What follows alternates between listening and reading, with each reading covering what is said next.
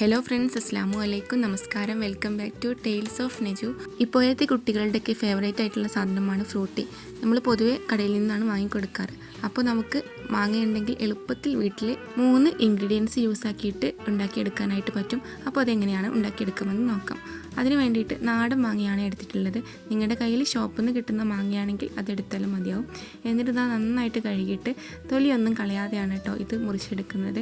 പുറമെ കയ്പുള്ള തൊലിയാണെങ്കിൽ തൊലി ഒഴിവാക്കിയിട്ട് അതിൻ്റെ പൾപ്പ് മാത്രം എടുത്താൽ മതിയാവും. അപ്പോൾ ഞാനിതാ എല്ലാ മാങ്ങയുടെയും കഷ്ണം മുറിച്ചെടുത്തിട്ടുണ്ട്, ഒന്ന് ചെറുതാക്കി എടുത്തിട്ടുണ്ട്. അതിനുശേഷം മിക്സിയുടെ ജാർ എടുക്കുക, അതിലേക്ക് കട്ട് ചെയ്ത് വെച്ചിട്ടുള്ള മാങ്ങ ചേർത്ത് കൊടുക്കുക.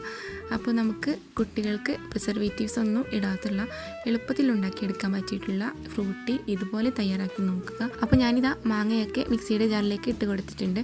പിന്നെ ഈ ഒരു ജ്യൂസിന് വേണ്ടിയിട്ട് നമ്മൾ പാലൊന്നും യൂസാക്കി എടുക്കുന്നില്ല, നല്ല തണുത്തിട്ടുള്ള വെള്ളമാണ് ഒഴിച്ച് കൊടുക്കുന്നത്. കുറച്ച് വെള്ളം മാത്രം ഒഴിച്ച് കൊടുക്കുന്നുള്ളൂ. ഇനി ഇതിലേക്ക് ആവശ്യമായിട്ട് ഒരു 4 ഏലക്കായ ചേർത്ത് കൊടുക്കുന്നുണ്ട്. പിന്നെ ആവശ്യത്തിനുള്ള പഞ്ചസാര കൂടി ചേർത്ത് കൊടുക്കുന്നുണ്ട്. ഇത് അത്യാവശ്യം നല്ല മധുരമുള്ള മാങ്ങ ആയത് കാരണം കുറച്ച് പഞ്ചസാര മാത്രം ചേർത്ത് കൊടുക്കുന്നുള്ളൂ. എന്നിട്ട് നമുക്കതൊന്ന് അരിച്ചെടുക്കാം.